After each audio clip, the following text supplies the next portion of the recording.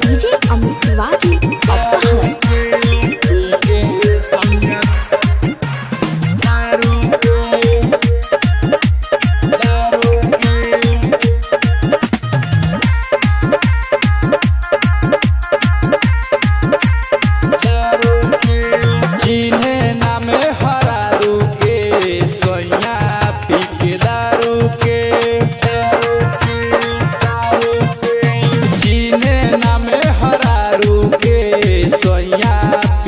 दारू के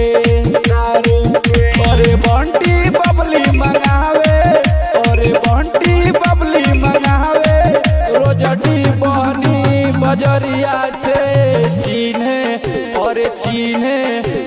चीन्हे नामे हरारू के पी के सैया दारू के चीन्हे नामे हरारू के पी के सैया दारू के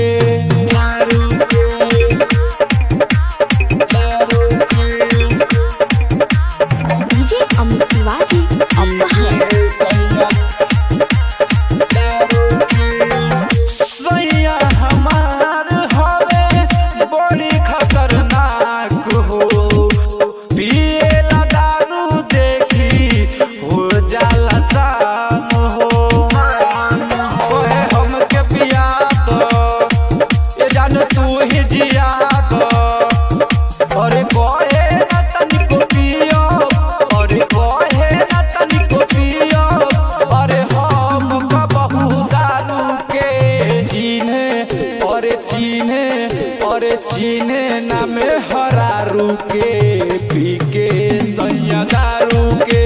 चीन्हे नामे हरारू के पी के सैया दारू के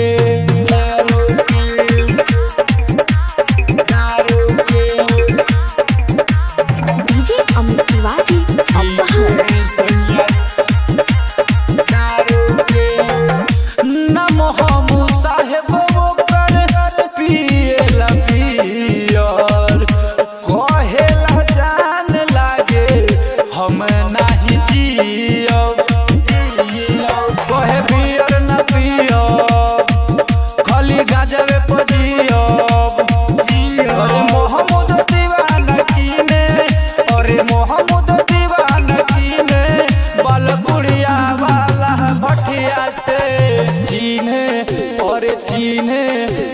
चीन्हे नामे हरारू के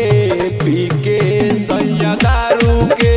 चीन्हे नामे हरा